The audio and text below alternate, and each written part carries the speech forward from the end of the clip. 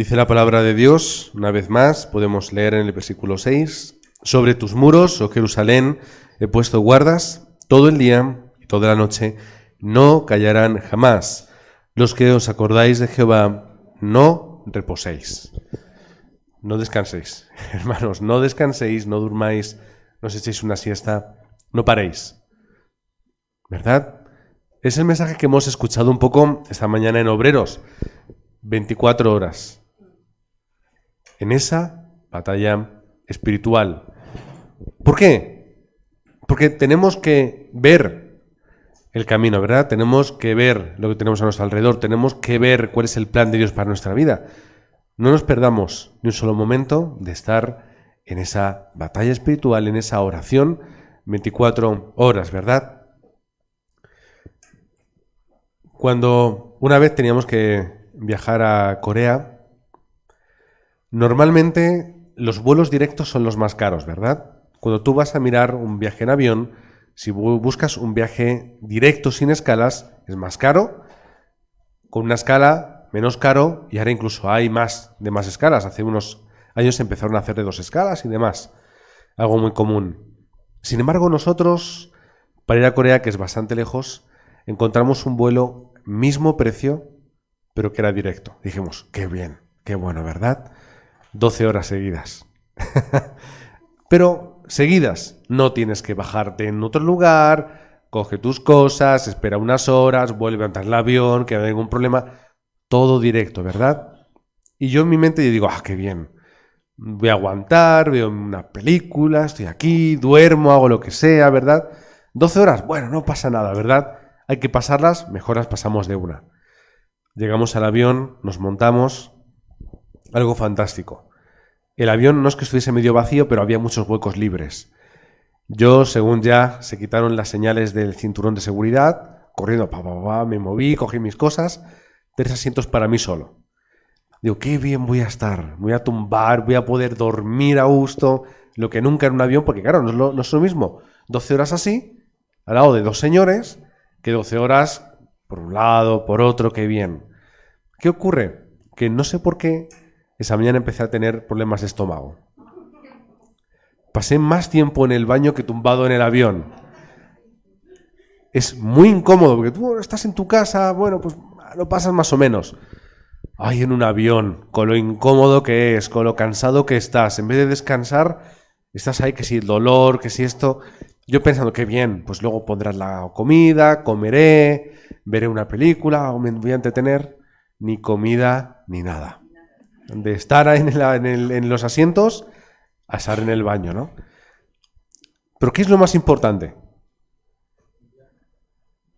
Que yo me monté en un avión y me llevo a mi destino, ¿verdad? El cómo no es tan importante. Lo importante es que yo llego, ¿verdad? Es que yo alcanzo mi meta. Es decir, lo importante es que nosotros, estando en Cristo, Dios nos lleva de destino, de origen a destino, ¿verdad? Podemos sufrir problemas de estómago, podemos estar más o menos incómodos, más o menos entretenidos, más o menos cansados, ¿verdad? Pero lo importante es que estoy en el lugar correcto.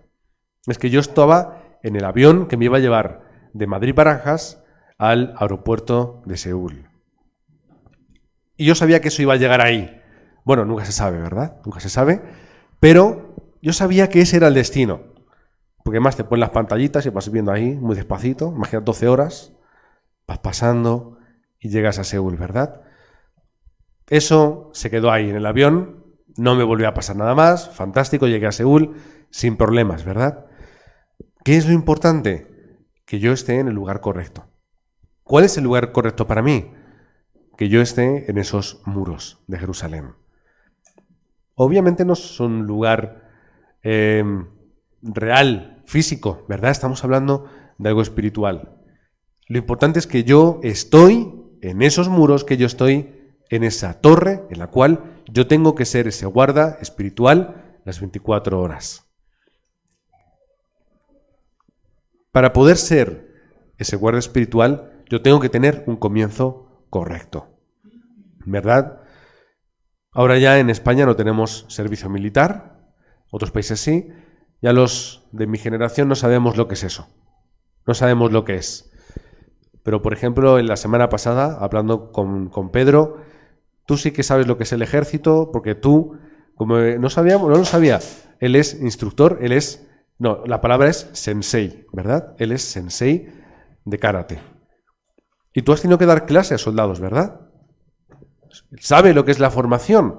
Es decir, sabe que para que esos soldados puedan tener éxito en el campo de batalla, tienen que tener una formación correcta. Para poder luchar, tienes que prepararte bien, ¿verdad? Para ser un guardia espiritual, tienes que tener el comienzo correcto. Cuando, Pedro, tú das clase a alguien de karate, tú le das poca o mucha importancia a la colocación del cuerpo en el principio. Muy importante. Esto es así. Porque si lo empiezas a hacer mal, ¿qué ocurre? Es un hábito, ¿verdad?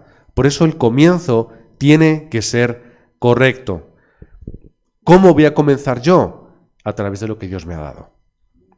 A través de lo que Dios me ha dado.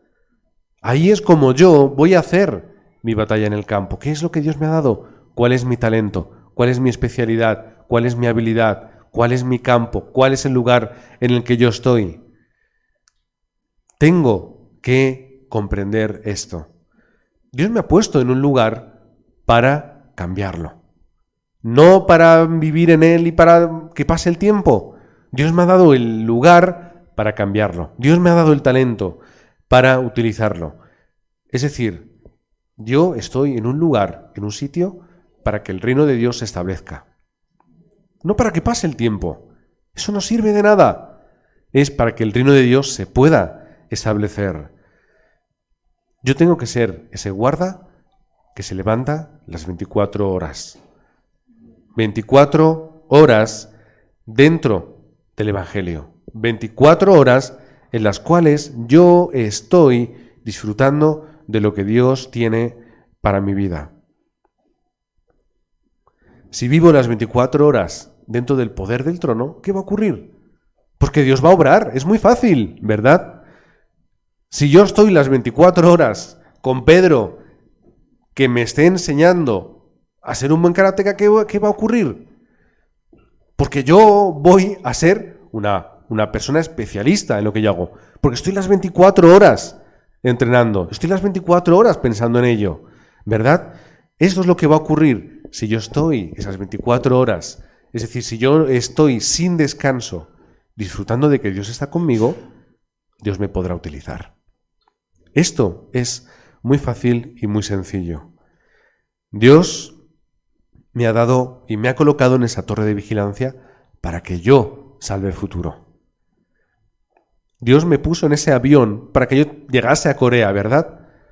Ahora, lo que ocurra a mitad es problema de otra persona, es problema de Dios, ¿verdad? Vosotros, creo que la mayoría, alguna vez habéis montado un avión. ¿Vosotros cuando estáis sentados en el avión estáis preocupados de cómo se lleva el avión? ¿Estáis diciendo, oye, ¿estará manejando bien los mandos? ¿Se habrá quedado dormido el piloto? ¿Estará dando bien a los botoncitos de los 300 que hay? ¿Estáis pensando, ¿de verdad tenéis miedo de eso? Ay, ¿se equivocará y apagará los motores? Obviamente si eso ocurre os dais cuenta porque vais para abajo. Pero no tenéis miedo, ¿verdad? Sabéis que esa persona es instruida, os montáis y sabéis que va a llegar. A no ser de que ocurra algo, ¿verdad? Pero no os preocupáis de eso. Simplemente, ¿qué hacéis? Yo paso, siento, me quedo ahí a gusto hasta que llego y punto. ¿Verdad? Pues esto es lo mismo. Dios me ha puesto en esa torre. No te preocupes de lo que ocurra alrededor, porque es plan de Dios. No te preocupes de lo que ocurra en tu vida, porque ya está solucionado. Tú vas a llegar a tu destino. Con más o menos retortijones como yo, pero vas a llegar a tu destino. Podrá haber turbulencias, ¿verdad? Pero tú llegas. Tú llegas, ¿verdad? A lo mejor llega con retraso. A lo mejor hay más tormenta. Puede pasar, ¿verdad? ¿Habéis sufrido turbulencias y tormenta en mitad de un vuelo? Esas veces que el avión se mueve, que el estómago y que la gente hace, ¿verdad? Y cuando son fuertes, aunque sea por una milésima de segundo, pensáis, ¿Y si se cae? Yo lo he pensado. Yo he tenido turbulencias de decir, yo no sé cómo aguanta este bicho de metal una tormenta así, ¿verdad? Pero aguanta. No se cae. Sigue hacia adelante. Hay un motor no pasa nada. Podemos volar con un solo motor. Y se puede. ¿Cómo es posible? Pues se hace, ¿verdad? No tengo que preocuparme de nada. Este es el comienzo correcto. Dios te ha puesto en un lugar y Dios lo va a hacer todo. Primer punto. Tenemos nosotros que estar dentro de esa torre con los ojos correctos. No hay nada más inútil que un vigilante que no vea bien. Lo siento por lo que no os veis bien, pero no podéis ser vigilantes. ¿No podéis? Tenéis que ver bien. Hablando de aviones, los pilotos tienen que tener la vista perfecta, ¿verdad? Un piloto de un avión militar tiene que tener la vista perfecta. De hecho, hay una película en la que hay una secuencia así, un piloto. Tienes que ver perfectamente. ¿Por qué? Porque si no ves, ¿cómo te vas a dar cuenta de que viene un peligro? Si no ves bien a lo lejos, ¿de qué sirves? No sirve decir, no, pero yo veo muy bien de cerca. Pero es que no necesito que veas bien de cerca. Es que lo tienes que ver todo, ¿verdad? Por eso tenemos que ser personas que veamos de forma correcta lo que nos rodea. Un ejemplo. David veía muy bien. No me refiero a que tuviese buena vista para darle en el entrecejo a Goliat, que la tenía que tener, ¿verdad? Él pudo ver todos sus problemas desde un punto de vista espiritual. Él vio a Goliat como esa muralla de Jericó, ¿verdad?, que había que derruir. Y él vio esa torre o esa muralla que se colocaba en medio del plan de Dios. ¿Qué es lo que él hizo? Pues la tiró. ¿Cómo? Con lo que Dios me ha dado. ¿Qué es lo que Dios me ha dado? Pues tú eres un buen pastor, tú utilizas muy bien la onda. Pues utilízala y derriba la torre. No se quedó en el problema como todos los demás. Él pudo ver con ojos espirituales. Él dijo además en 1 Samuel 17, en los versículos 45 en adelante, donde dice: entonces dijo David al filisteo: tú vienes a mí con espada y lanza y jabalina, mas yo vengo a ti en el nombre de Jehová de los ejércitos, el Dios de los escuadrones de Israel, a quien tú has provocado. ¿Qué es lo que tenía David? A Dios. ¿Qué es lo que tenía David? Ese mandato celestial de ve, ponte delante y destruye. Lo consiguió fácil y rápido, ¿verdad? Nadie podía con Goliat, era imposible. Era imposible, nadie podía. No recuerdo, pero un tiempo estuvo. O sea, no fue cuestión de unas horas. Día tras día machacando, nadie se atrevió a hacer nada. Ni una flechita ahí a lo lejos, nadie. Había miedo. ¿Qué es lo que tenía David? Seguridad en su identidad. ¿Quién soy yo? Yo soy un hijo de Dios. ¿Qué es lo que Dios ha hecho? Me ha enviado, pues voy. Y él, pequeñito, guapo, ¿verdad? Poca batalla había tenido él, aunque se había enfrentado, ¿verdad?, a bestias en el campo. Y se presenta y consigue ganar. Solamente con lo que él tenía. Solamente con el mandato y la orden de Dios. David era una persona que seguramente tendría muchas cosas guardadas en su vida. Yo creo que mínimo una herida por su padre. ¿Por qué él era el último hijo al que ni siquiera llamó para presentarse como rey? Seguro que él tendría una herida, ¿verdad? Es que ni mi padre confiaba en mí, ¿verdad? ¿Pero qué es lo que él tenía? Él posiblemente vio, recordaría, le contarían lo que Samuel, aquel que le ungió como rey, hizo en Mizpa. Seguramente él lo tendría en la mente. ¿Qué es lo que ocurrió? 1 Samuel 7, versículos 3 en adelante, dice: habló Samuel a toda la casa de Israel, diciendo: si de todo vuestro corazón os volvéis a Jehová, quitad los dioses ajenos y a Astarot de entre vosotros, y preparad vuestro corazón a Jehová, y solo a él servid, y os librará de la mano de los filisteos. ¿Qué es lo que tenía David en mente? Que si otra vez me tengo que enfrentar a los filisteos, ¿cómo lo voy a hacer? Colocando a Dios en el primer lugar, confiando en Dios en primer lugar, quitando todo lo demás a un lado, mi superstición, mi suerte, mi idolatría, mi humanismo, todo lo quitó y utilizó únicamente lo que Dios le dio. Él conocería lo que ocurrió en Mizpa, lo sabría, porque era algo que se hablaría por mucho tiempo. Y él pudo obrar conforme el testimonio que él tenía en su corazón. Por eso es importante que los remanentes, ellos vean lo que Dios hace en nuestra vida. Porque eso es también una plataforma, al igual que con David, para luego que ellos el día de mañana digan: al igual que mi padre, al igual que mi madre, al igual que al anciano, al igual que al diácono, al igual que ocurrió, Dios obró, también ocurrirá en mi vida. Por eso podemos decir: Goliat fue la mayor respuesta para el pueblo de Dios. Fue la mayor respuesta. Porque sin Goliat no hay victoria. Sin Goliat no hay testimonio. Sin Goliat no hay muestra de que alguien pequeño e insignificante puede derribar a un gigante. Sin Goliat y sin los filisteos no hay ese monumento conmemorativo en el cual los remanentes puedan fijarse y puedan seguir. Repito, no es perfección. David no era perfecto. No lo era. No lo era. Samuel tampoco lo era. Pero eran personas que eran utilizadas por Dios. Eso es lo importante.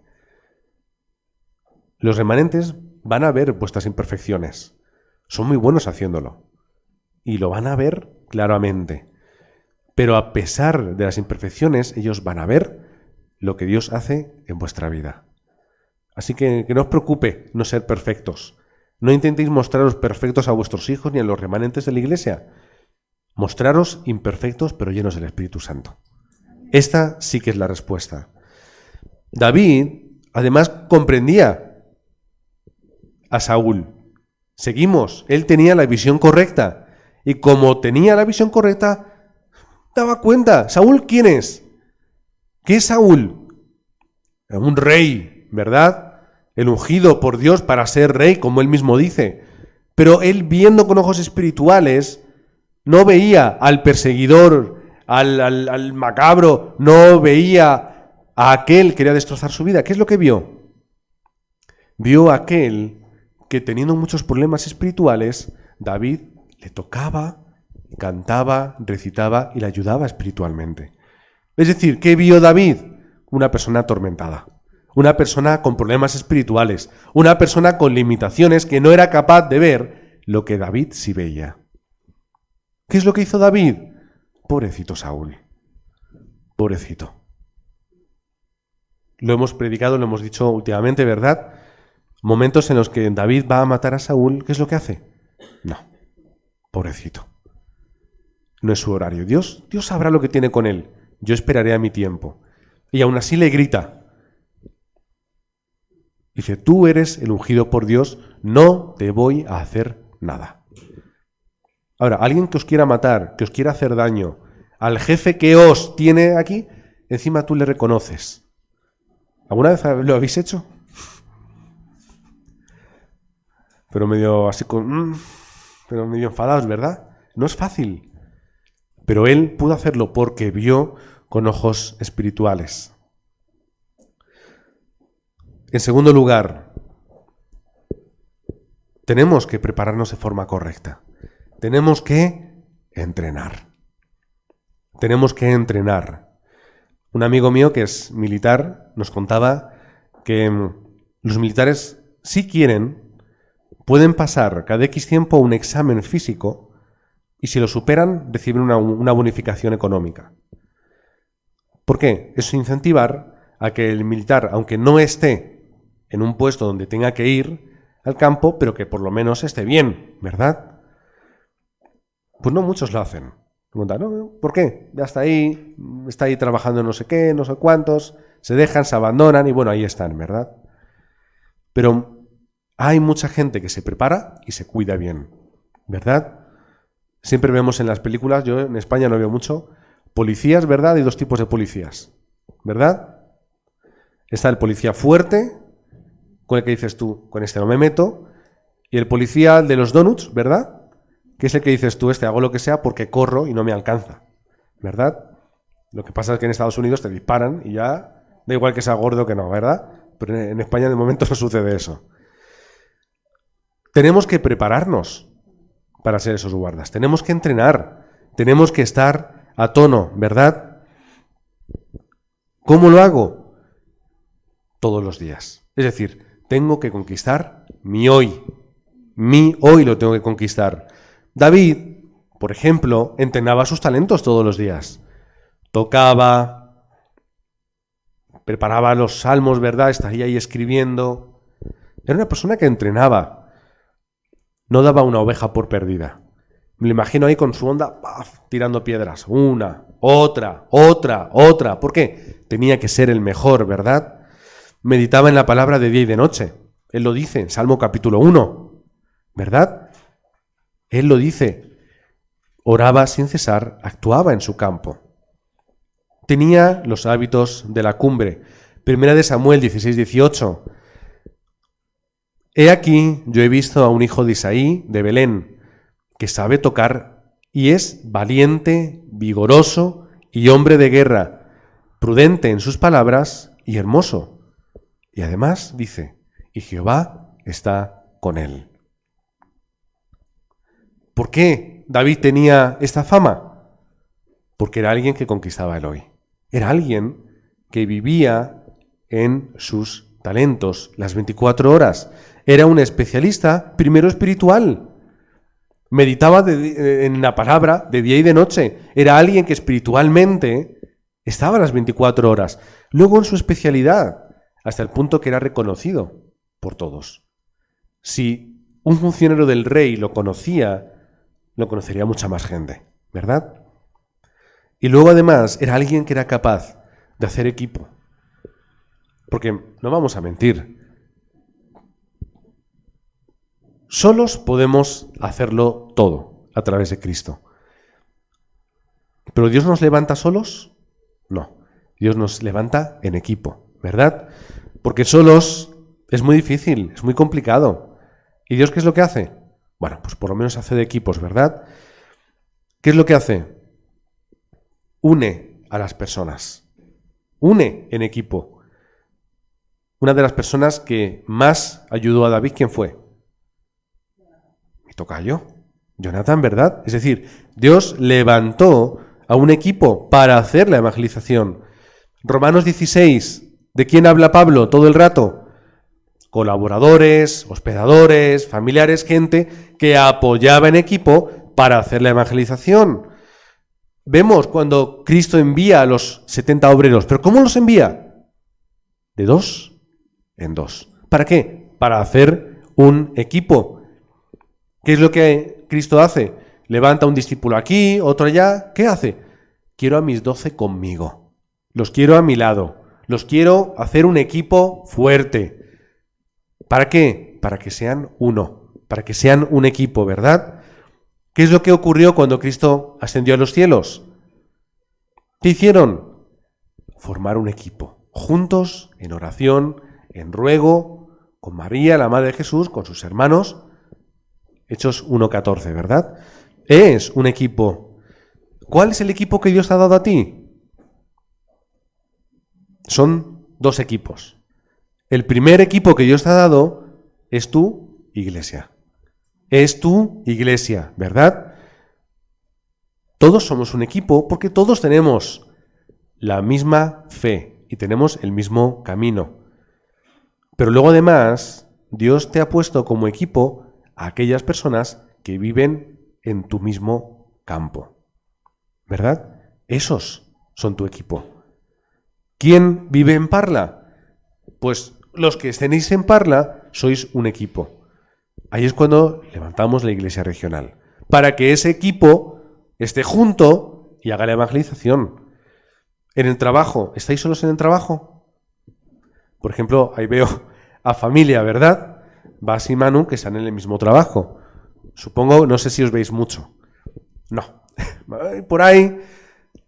Pero bueno, sois un equipo en el trabajo. Tenéis turnos diferentes, tenéis lugares diferentes, porque tenéis doble oportunidad para hacer la evangelización. Ese es el equipo. Pero ¿sabéis cuál es el equipo más importante que Dios os ha dado? No me lo ha quitado. Es vuestra familia. A lo mejor en vuestra familia no tenéis mucho equipo. A veces sucede, ¿verdad? Pero el poquito que tengáis, ¿verdad? Ese es vuestro equipo. Ese es vuestro equipo. Así que no lo dejéis de lado y estad juntos. En tercer lugar, con esto vamos terminando, cada guarda tiene un camino, ¿verdad?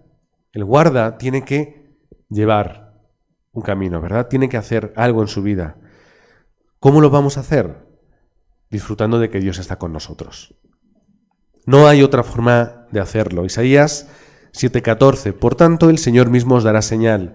He aquí que la Virgen concebirá y dará a luz un hijo y llamará su nombre Emmanuel. Es decir, Dios está con nosotros, Dios está contigo, ¿verdad?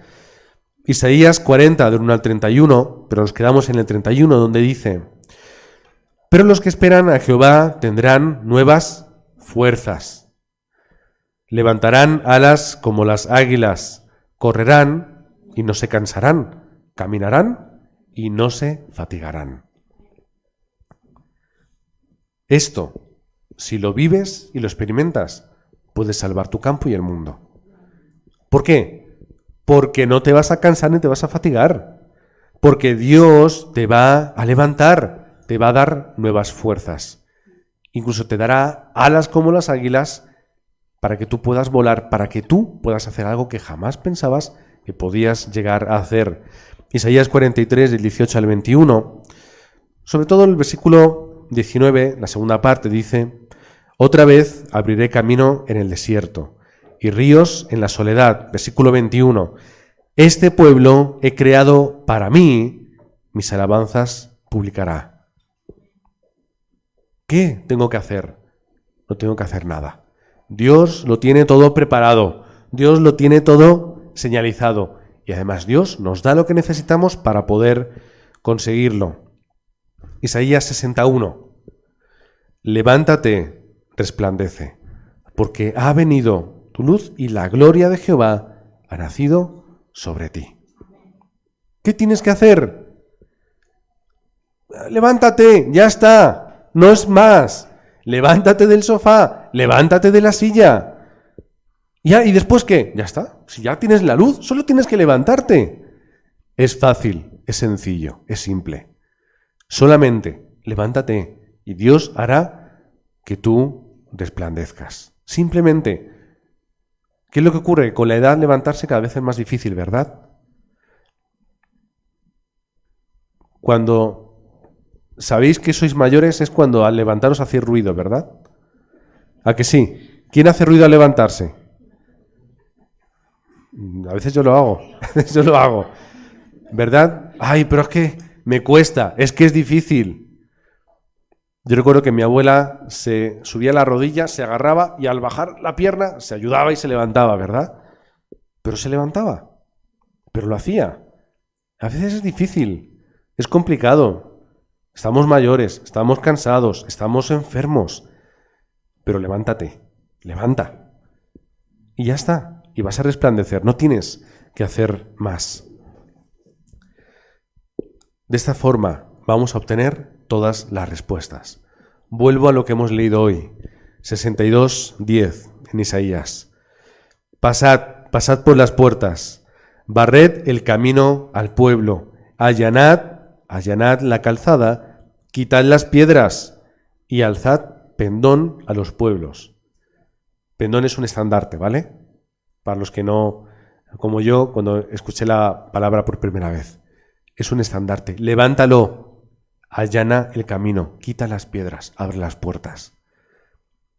¿Y qué pasará después? El pueblo entrará. La evangelización tomará lugar de una forma natural. Si nosotros preparamos el camino. Si el guarda está esas 24 horas preparando el camino, observando y viendo las respuestas. Para terminar, levantan la siguiente generación. ¿Qué es importante? ¿Qué era importante en el Antiguo Testamento? El arca. ¿Por qué? Porque el arca era el que marcaba el camino, el rumbo, y era lo que recordaba el pacto de Dios. ¿Cómo se levantó Samuel?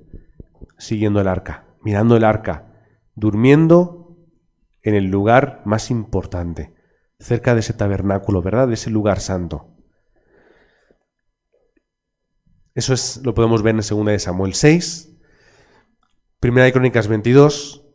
¿Qué era lo importante para la siguiente generación? El templo de Dios.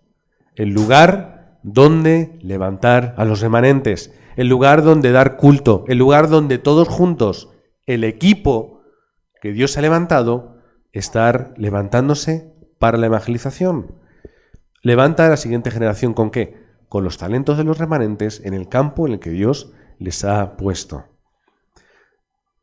Pon significado en cada cosa que hagas. Todo lo que hagas que tenga un significado de verdad.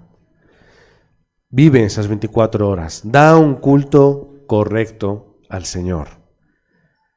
De esta forma vamos a poder tener respuesta. La semana pasada estuvimos hablando de lo que es la plataforma. ¿Qué es la plataforma? Es mi estado espiritual que disfruta del trono celestial como esa plataforma, ¿verdad? No importa lo que yo pueda hacer bien o mal, lo que importa es que yo disfruto del poder del reino de los cielos, el poder del trono. ¿Qué es la plataforma? Es disfrutar del respaldo de Dios, que es mi poder espiritual. ¿Qué es la torre que hemos visto hoy? Es que yo tengo que tener los ojos para ver la época y salvar a las personas. ¿Qué nos referimos con ser guardas? Es aquellos que buscan sus talentos y los utilizan para la evangelización del mundo. Es estar las 24 horas, guardar la época, estar observando mi campo y salvarlo. Estos son los guardas de esa torre de guardia. Yo sé que son muchas cosas, son muchas ideas, ¿verdad? Pero aquella que tomemos para nosotros es la que Dios quiere. Es decir, es ese título de oración que Dios tiene para nuestra vida. Amén. Así que os bendigo en el nombre de Jesucristo para que os levantéis con la plataforma correcta dentro de esa torre de guardia. Amén. La semana que viene estaremos hablando de crear o ser esa antena espiritual. Os recuerdo que es el mensaje de la conferencia de remanentes, el mensaje que compartimos en Benajever y que estamos profundizando y reafirmándonos en él. Amén. Señor y Padre que estás en los cielos, gracias, porque tú has colocado esa plataforma perfecta, que es el respaldo del trono celestial, en la cual no tenemos que esforzarnos, simplemente tenemos que caminar por ella y llegar hasta la meta. Gracias porque tú has levantado esa torre en la cual nosotros observamos, miramos y estamos esas 24 horas sin velar para poder levantarnos como esos obreros para la evangelización del mundo. Y gracias porque tú nos estarás levantando como esas antenas para poder transmitir tu palabra hacia las 237 naciones. Oramos en el nombre del Señor Jesucristo. Amén.